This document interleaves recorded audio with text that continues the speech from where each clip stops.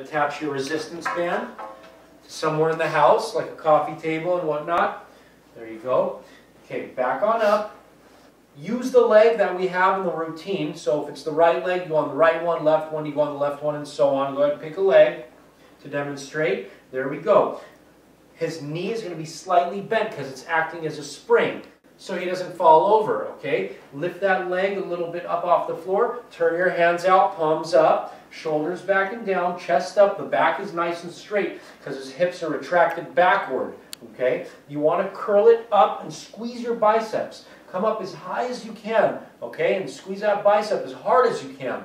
Now you want to come down right before locking. The second you lock, takes pressure off the bicep. So right before locking, keeping those shoulders down, chest up, abs are tight. Notice his wrists aren't moving around. His hands, elbows, and shoulders are all lined up. See when he lengthens out his arms?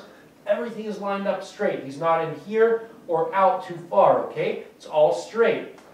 Breathe in on the way down, blow out on the way in, and squeeze.